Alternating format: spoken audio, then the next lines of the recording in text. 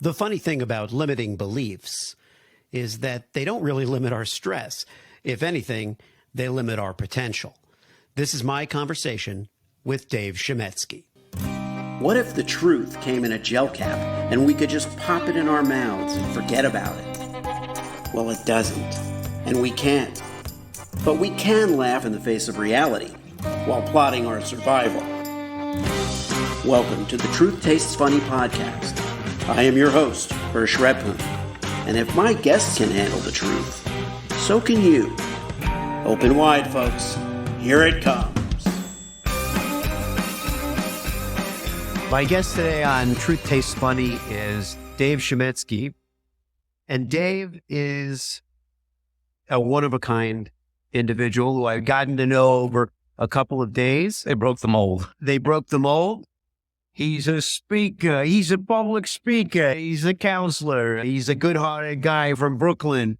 He actually talks the way he talks. I don't speak the way I speak. That's one of the things that happens is that if I do stand-up and I'm doing characters and it's not how I speak, then it's hard to transition back to how I speak. But you got the one way of speaking, and that's pretty much it. We're having a good time, but I think in a way that's very true to Truth Tastes Funny because Dave deals with a lot of trauma, counsels people on resiliency and recovery, and has done a lot of these things to help people in the past and in the present. And we'll talk about them today, and we'll talk about your life, and we'll talk about the impact you have on others and what drives you to do that. Dave, welcome to Truth Tastes Funny. Thanks so much. I appreciate the opportunity, and I can't wait to, we've had a lot of conversations offline, and I can't wait to now have a conversation online.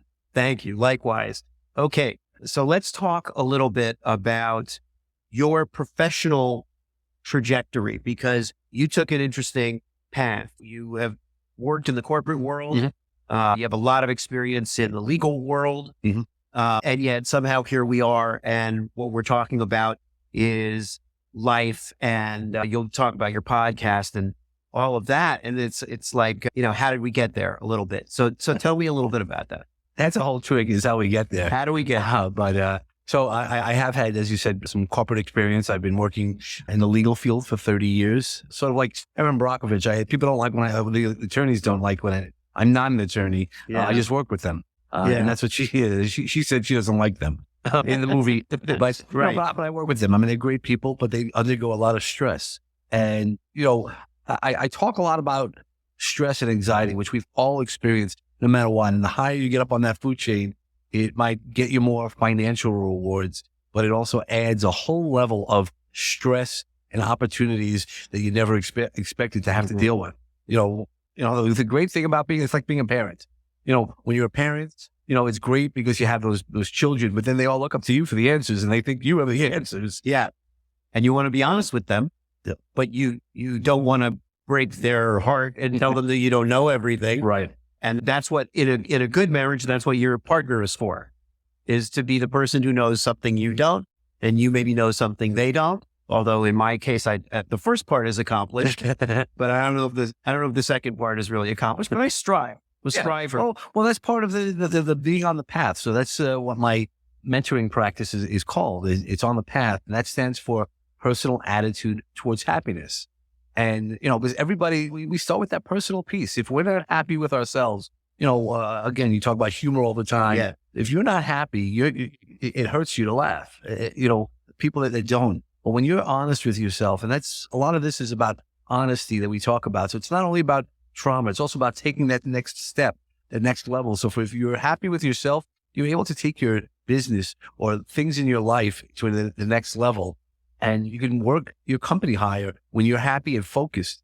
And then additionally, the relationships, really a lot of times, as you said, where one partner where you feel your partner is much better than you are, but there's a recalibration. So when you have those conversations, hey, Hirsch, take out the garbage really isn't saying what you need to do. It's just like, hey, let's make sure we have a clean house. And I'm sure you do, but it's just that recalibration, how we look at it. The perspectives of how we look at it. So those are among the things that I bring to the table when I do that. When I work with my C-level, C-suite people, as well as individuals, it really is figuring out what's on I even trademarked a word called Kluberty. Kluberty. Okay. Yeah. So it's that process in life of how the hell did I get here? And what do I want to do? Most of us will always, from our perspective, say we're a good person. How did I get here in all this trouble? How did I get here being confused, being lost on our path? Yeah. And then you have to find a pathfinder. You need to find a mentor like myself who will help you, guide you, talk to you, ask the hard questions. Yeah. You get to make the choices. The difference between, for me, what a coach does is, a coach sends in the plays. I always think of the football mentality, sending in the plays will put you in the right spot to succeed. So it's not only about telling you what to do, but making sure you're in the right spot.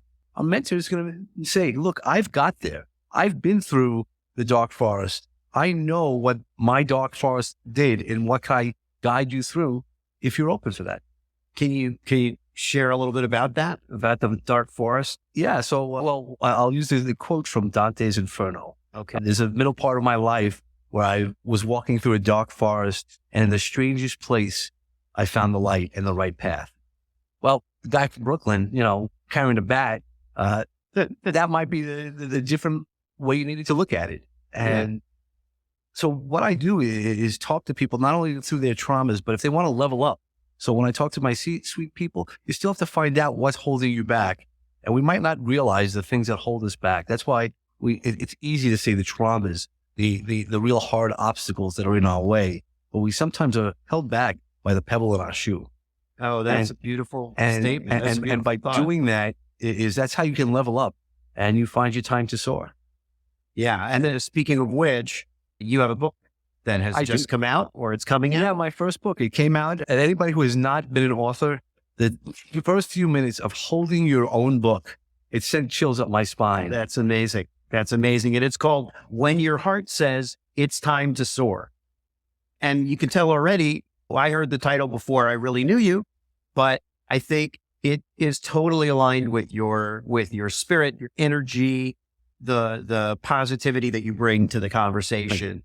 Is this out? Is this available? Yeah, it's available. It's available on Amazon, or contact me and I'll get you a copy. Okay, great. So, it really, every page of there is a inspirational musing that I write or stories that I have about my life, but that's not the important part. The important part is the message, the pathfinder perspectives, because I believe I'm a pathfinder. I'll help you, guide you through that path, that personal attitude towards happiness. So tell me a little bit about Peace, Love, and Bring a Bat. It's easy. Everybody knows what peace and love about, but this is Dave's podcast. Yeah, it's a podcast. We're all going on almost our second year. We have over 100 episodes, and it's also part of my passion. That's why when we talk about love, it's that passion that we have for things. And then peace, it really is, no matter what, when we talk about our individual parts of it, it's, if we can ground ourselves, when we ground ourselves, it doesn't matter what's going on outside of us. We can control everything that goes on in our lives by just having that inner peace within ourselves and then build everything upon it. Now, tell our audience about Grandpa Mike. Yeah, so I share the story. Even though I know all the resources, I had the disease that most of us have, the ICTA disease. I know that already. And, I was assisting people. I was coaching. I've been coaching for a number of years. And then life got too heavy. I carried too many bags home from the grocery in the things that were going on in my life. My dad had just passed.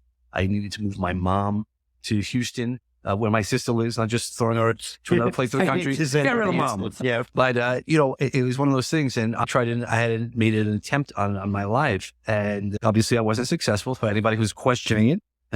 But during that time, during the 36-hour period of me trying to hurt myself, I had heard a voice from Grandpa Mike. And I don't have a Grandpa Mike. And Grandpa Mike said, it's not your time. You need to talk about mental health. And eventually, once I got myself back on the right path, you get lost sometimes if you don't use your resources. I wasn't using my resources. Dealing with all the personal stuff, I knew that already. I knew what to do, but I wasn't doing it. I'm sure a lot of your audience members probably have gym memberships. Yeah. And how many people are using those gym memberships? Yeah. So I wiped off my dust and I said, okay, I'm back in ground zero. I'm back in another Phoenix moment. I'm in the ashes.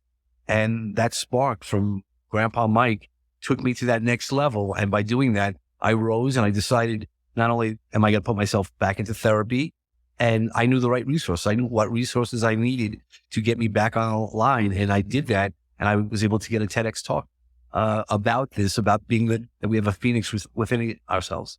Yeah, Grandpa Mike. And it doesn't matter. The thing that I'm sure you say as well, maybe would be, it doesn't, the Grandpa Mike thing isn't like everybody needs to do a Grandpa Mike thing. Who knows why that came up? But something was, and I've talked to people who have survived, whether it was a suicide attempt or not intended, but nearly deadly overdose or something, crash. Just to interrupt one second, because I just want to make sure everybody knows 89% of people who attempt suicide are not successful. So there's a lot of people in the hiding part. And I want to make sure that we hear about the 11%, and I'm sorry for the 11%, but I also want to use the quote from Desmond Tutu is, let's go find out why people are falling into the river up ahead instead of catching them down the river. Yeah. I'm sorry about that. No. I'm glad you mentioned that. And that leads to another point, which is that people will often feel they have to carry that weight for their family. And so they're not, I had a guest on today who was saying, when I was having, health problems, I wasn't in a position to complain. I was taking care of my mom. I was doing this or that, and I know people like that who are like, I'm fine. I'm going to take care of it. Don't worry. I'm taking care of it. And it's like, whoa, slow down, take care of yourself. And they're like, nah, they have it's not even a martyr complex, because I don't think they want sympathy. They really don't want you to bother them with your problems. They want to just do what they believe is the right thing. What do you tell people like that? Because it could be very stubborn. Well, definitely. And I'm definitely coming from a stubborn background. But I think it was a quote that I think that you might have said earlier offline was, it's not really the amount of weight we carry, or it's really how we carry it. And that's why I talk about, when you come home from the grocery store and you might have a lot of bags, you don't want to carry them all. You do want to carry them all, but it's not really healthy for you. And to use the resources, I wasn't using my resources. And now I make sure I use every resource. I'm not in therapy, but if I felt I needed to go, I would have no problem going back. Every day I meditate. I make sure I take care of myself. There's the old saying of putting, the oxygen mask on yourself before you help somebody else. And there's a truth by that, but most people don't understand the reason why. Right. The reason why is you'll pass out if you need the oxygen, and then you can't help anybody. And that was the item I really learned for myself. Yeah. And it is like a day-to-day thing. I'm trying to get more into meditation, but I find that if I go a few days without it, I start to feel like I need it. Yep. We had a lot of conversations this week about woo-woo stuff and spiritual stuff, and versus, a lot of it having to do with healing methods and new agey stuff. It would be like something we could say new agey, and all I can reiterate about that is that we lose nothing by opening our minds to the possibility of how healthy we could be. Sure. We don't get sicker by thinking we're healthy or thinking happy thoughts, right? Happy thoughts don't deteriorate our bodies or make us sick. Exactly. To go on with that is, why couldn't you doubt your doubts? So if you're going to doubt something, if you're going to fear something, why don't you doubt your doubts? Don't doubt yourself. Figure out what's causing it. What are those opportunities? That's why when I work with executives, I say, what do you think is holding you back? And it's more than just Tom, Dick, or Harry. It really is a situation of sometimes what we believe, finding those limiting beliefs. Yeah. Yeah. Doubt your doubts. Doubt your doubts is great because the fact is that, that's, again, we're carrying a lot of weight that in the form of limiting beliefs. Sure. Limiting beliefs don't limit the stress. They increase the stress. They limit the potential. Correct. And it's, and with the bags, what I do think about a lot is putting the bags down. And That's very hard to do when you're a parent, when you're working, when you're trying to achieve goals. Letting those things down, and meditating in a way is the closest thing we can get to a few minutes, maybe as little as 3 minutes of letting go of the bags for. Well, that's what I'm going to, if I can remember, I showed you about your hands, and really, no matter what, anybody who tells me they have no time during the day, there's a porcelain throne that we all sit on at some point during the day. But so you have time, and all you need to do is rub your hands. As I say sometimes, if you touch yourself in a special way, you'll heal yourself. But it really is just rubbing your hands will create the delta waves, which your brain creates anyway to relax. And when you sleep, and when you do that, you'll automatically reset yourself.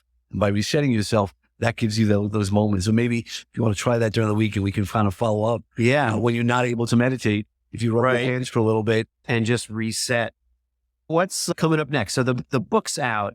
You're doing some speaking, some appearances. I think you did one this weekend before you came here. I did, yeah. Okay. I was at a boot camp where we got to talk, and then they had a speaking competition, which I came home with a little trophy. Oh, nice. Which was nice. And I have some speaking in February and March. I do speaking as well as coaching because I want to get my message out there. I want to be respectful to Grandpa Mike to tell me I need to talk to people and show them what they need to do, give them the opportunity to either work with me or just to hear what I hear and then think about it. You don't know what the change, or to find out about the rubbing your hands piece. Right. Every little bit helps. Where can my listeners find you? They can find me on social media. There aren't too many David Chametzkys. I think I might be the only one in the United States. And, really, I'd love them to just reach out to me on thepathny@gmail.com. And, social media. I'm on LinkedIn, Instagram, all as David Chametzky. I'm who I am, as authentic as I could be. Thanks so much for tuning into Truth Tastes Funny. If you enjoyed the experience, please leave a 5-star review and share this podcast with your friends.